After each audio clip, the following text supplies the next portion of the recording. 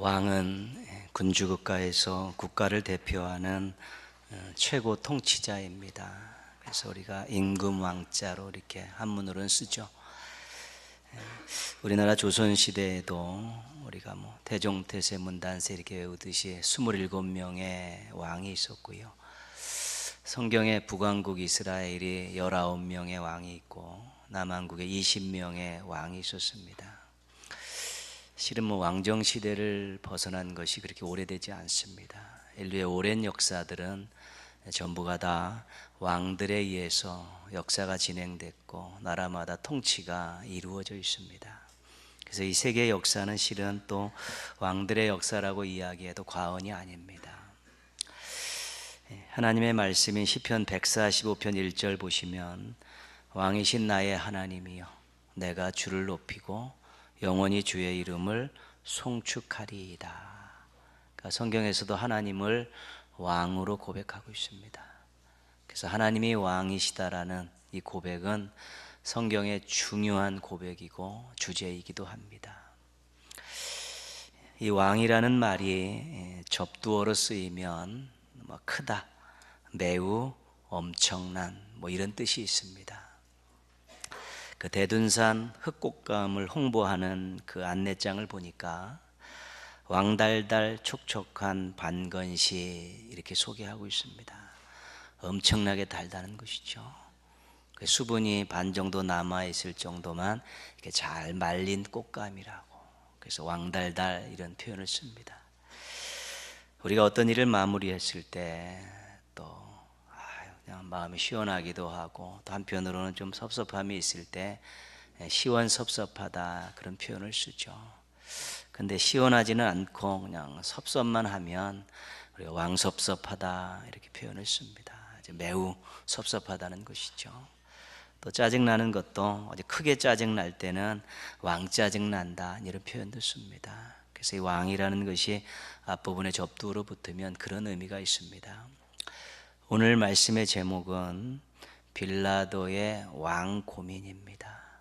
그러니까 빌라도가 엄청나게 큰 고민을 가지고 있다는 것입니다.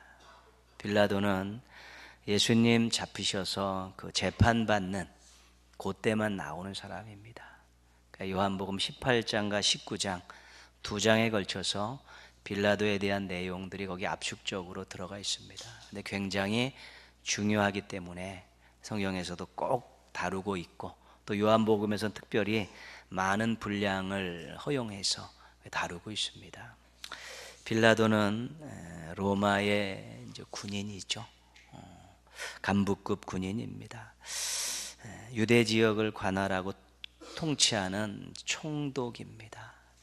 원래 로마는 엄청나게 큰 제국을 이루고 있었기 때문에 그 제국을 통치할 때 그 지역을 잘 알고 또 자신들의 말을 잘 듣는 사람들을 세워서 그 지역을 그 나라를 통치하게 했습니다. 그래서 성경에는 분봉왕이다 이런 표현이 있습니다. 이제는 4분의 1쪽을 맡은 왕이다 그런 뜻입니다. 그래서 원래 이 이스라엘 전체는 헤롯이 맡았죠. 헤롯이 로마 황제에게 가서 이거를 해가지고 그 이스라엘 전체 지역의 통치권을 헤롯 가문이 쟁취를 합니다. 그리고 예수님을 어렸을 때 죽이려 했던 이 대헤롯이 죽은 다음에 그 아들들 3명에게 이를 다 나누어 주었습니다. 특별히 에돔과 유대와 사마리아 지역은 아켈라오라는 그 아들이 통치를 했습니다. 근데 이 아켈라오가 굉장히 포악한 정치를 하지요. 그래서 백성들이 봉기를 일으켰는데 그 봉기를 진압하는 과정에서 2-3천 명의 사람을 학살을 합니다. 그래서 유대 지도자들이 그들에게 로마에다가 진정서를 내서 갈아달라고 절대로 이 밑에서 통치할 수 없다라고 그 악행을 고소를 하지요. 그래서 결국 아켈라오가 유배를 떠납니다. 그리고 그 지역에다가 이제는 로마 총독들을 배치해서 직접 통치하게 되는 것이죠. 위험한 지역에는 총독들을 파송해서 직접 통치를 하는데 이 본디오 빌라도가 5번째 총독입니다.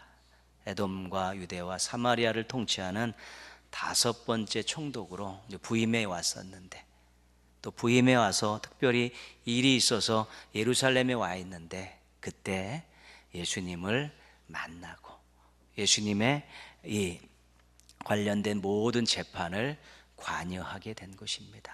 어떻게 보면 또 조금 운이 없었죠.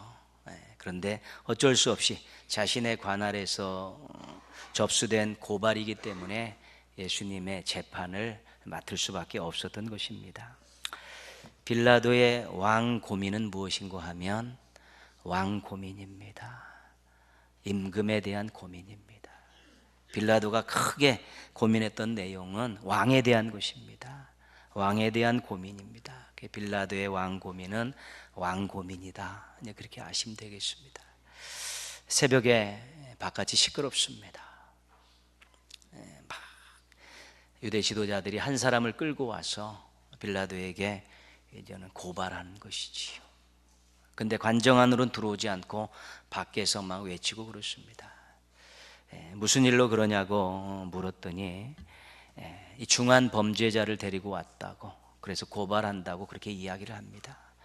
그래서 그 죄인을 인수받아서 관정 안에 데리고 와서 이제 빌라도가 신문을 합니다. 빌라도가 첫 번째 물었던 말은 뭐냐면, 네가 유대인의 왕이냐? 그러니까 이 유대 지도자들이 예수님을 유대인의 왕으로 고소를 한 것입니다. 식민지에서 어떤 왕이 세워진다는 것은 반란입니다. 반역입니다. 그렇기 때문에 이 사람이 반란을 일으키는 수괴입니다. 이 사람이 반역하고 있습니다라고 그렇게 예수님을 이제 고발한 것입니다.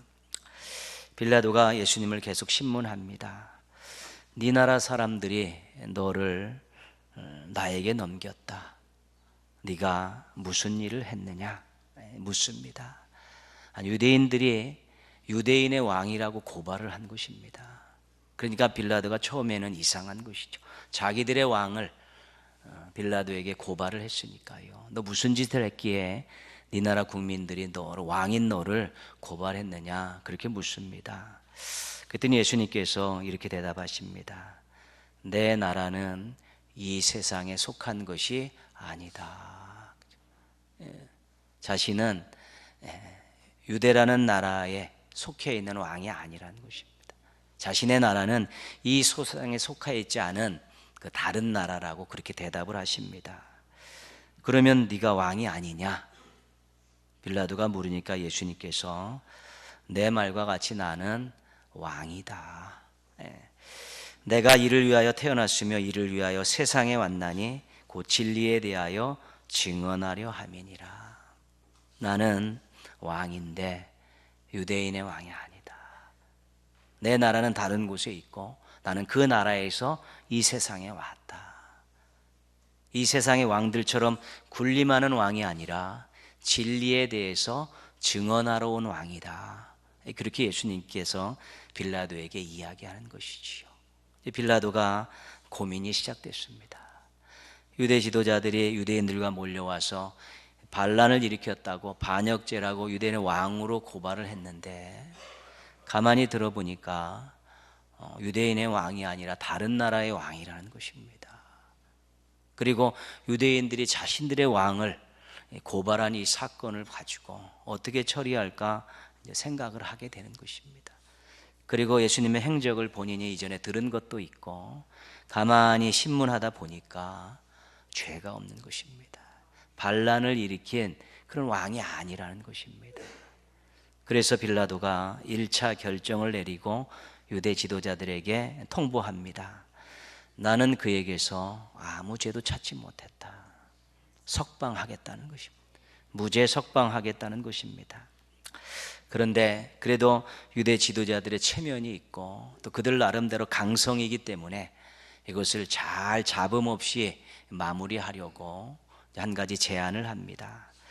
내가 이 명절에는 죄수 한 명을 석방하는 그런 전례가 있는데 이번 6월절에는 내가 강도인 바라바와 너희들이 유대인의 왕으로 고소한 이 예수를 둘 중에 한 명을 석방하려고 한다.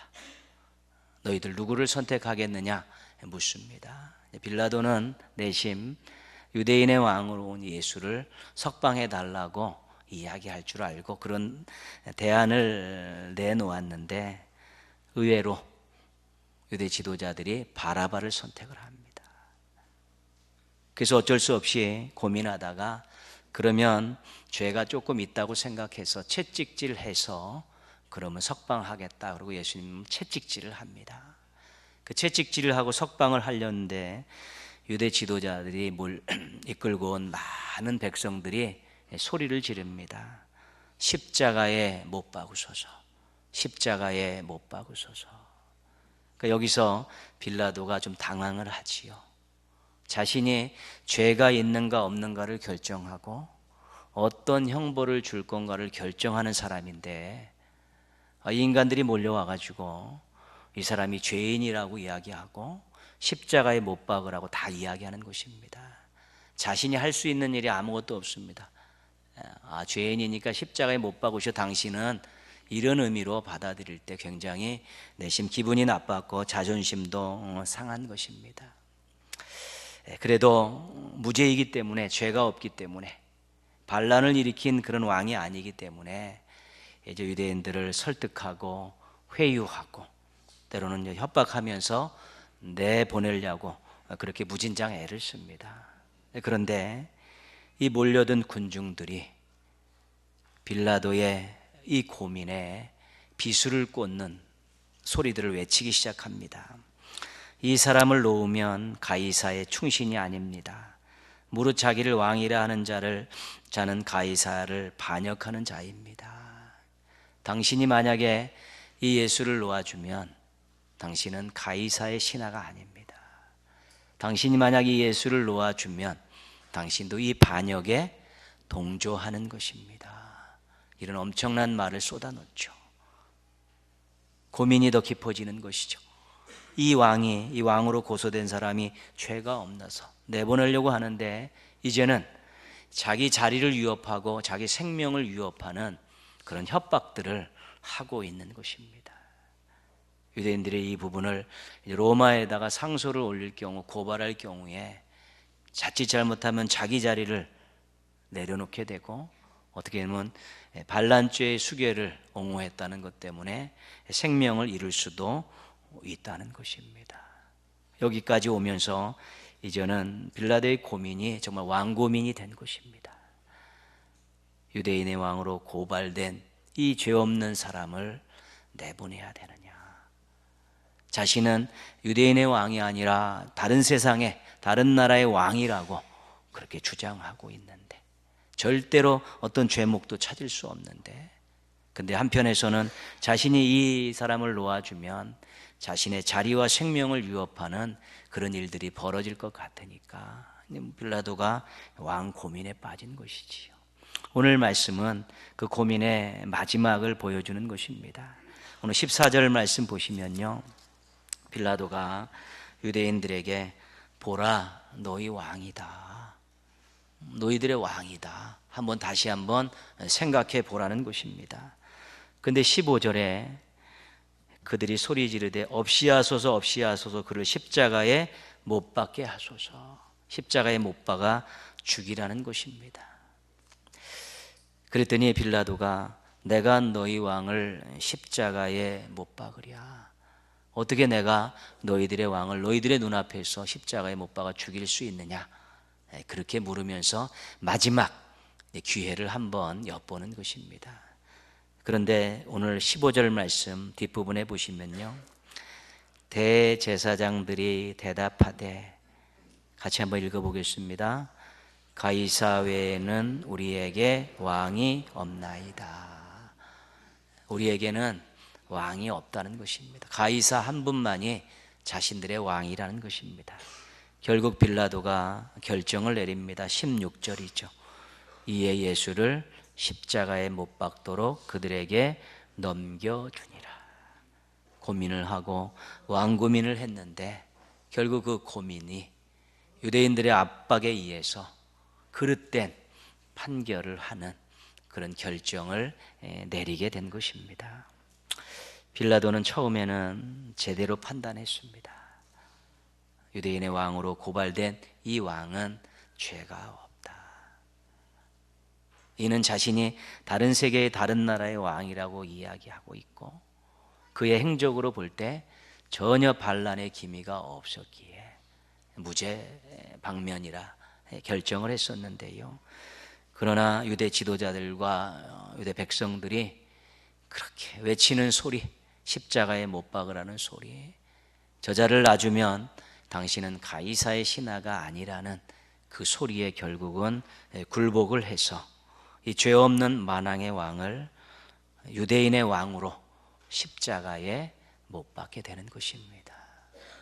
빌라도가 이 마지막 판결을 내리기 전에 대하에 담긴 물에 손을 씻으면서 이 사람의 피해에 대해서 나는 아무 책임이 없다, 그러면서 이 판결을 내립니다. 자기의 자리를 지키기 위해서 손을 씻으면서 자기 변명하고 또 무죄한 사람을 죄인 취급해서 형벌을 가하게 되는 것이죠. 근데 예수님께서 여기에 오시기 며칠 전에 대하에 물을 떠서 제자들의 발을 씻기셨습니다. 당신의 스승의 자리, 왕의 자리, 주의 자리에서 내려오셔서 제자들의 발을 씻기셨습니다. 한 사람은 자신의 자리를 지키기 위해서 자신의 손을 씻으면서 무죄한 자에게 죄를 판결을 하고 형벌을 내려 정말 높고 높은 자리에 계신 예수님은 그 자리에서 내려오셔서 대하에서 물을 받아서 제자들의 발을 씻기시는 모습, 우리가 확연하게 대조되는 것들을 우리가 기억할 수 있어야 되는 것입니다.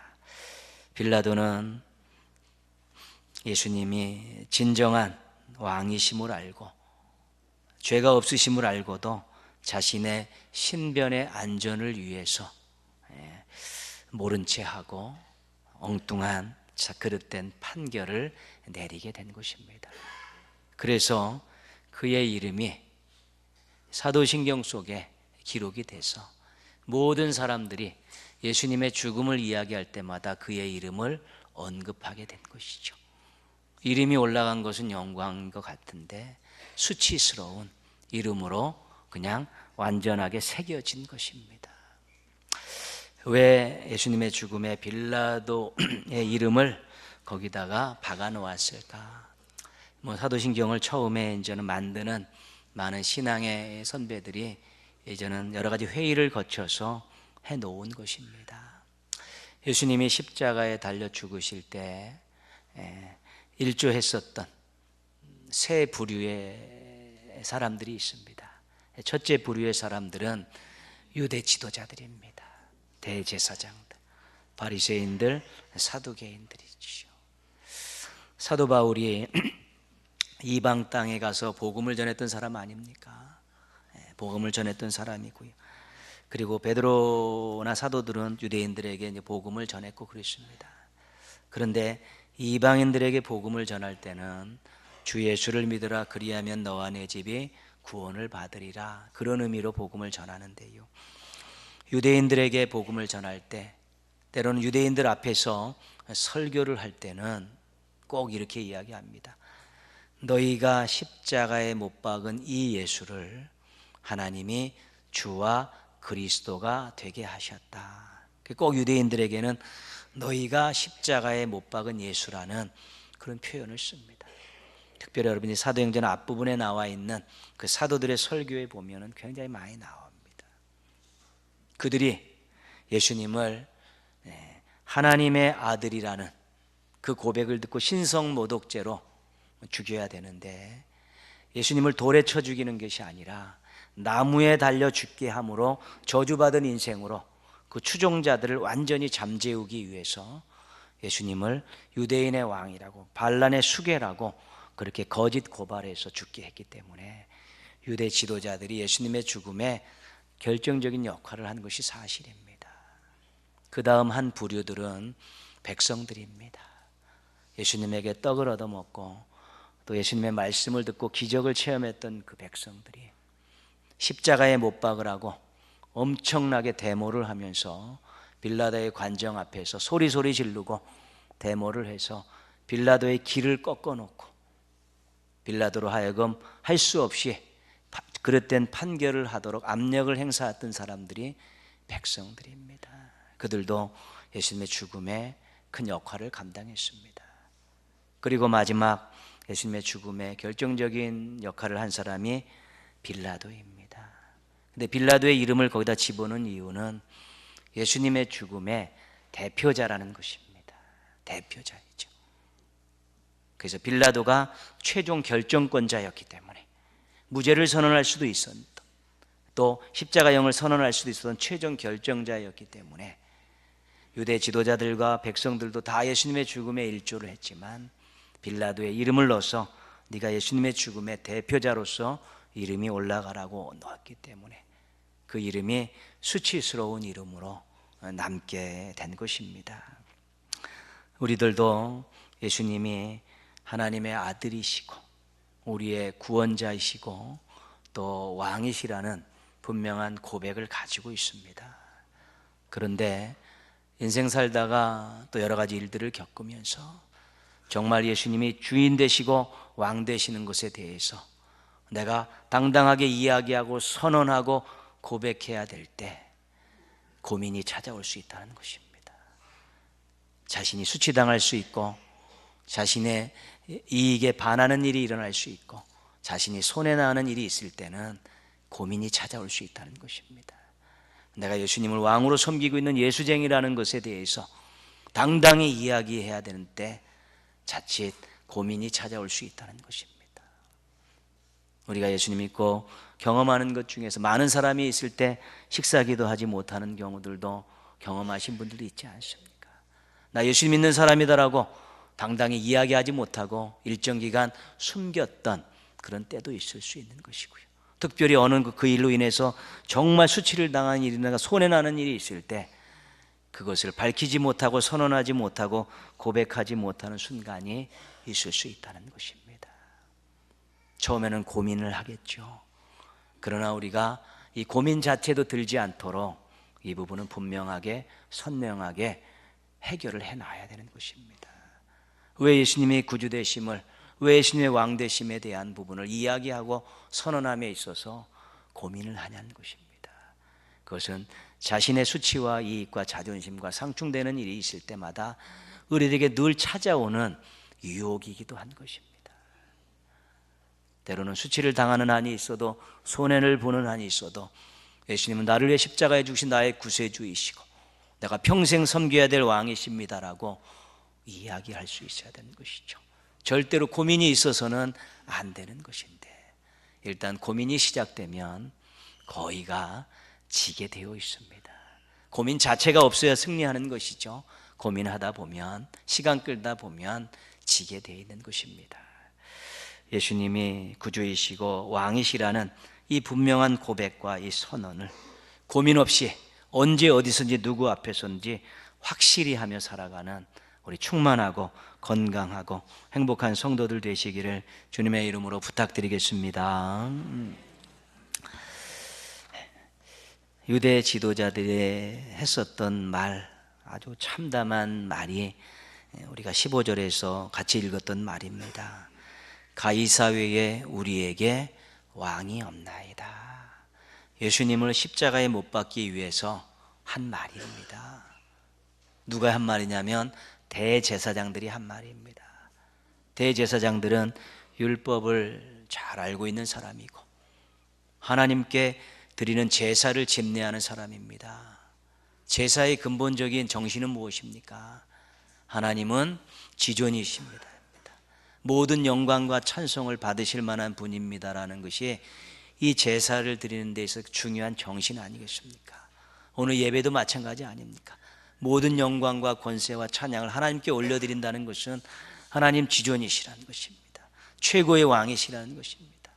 근데 그 대제사장들이 가이사 외에 우리에게 왕이 없다는 것입니다.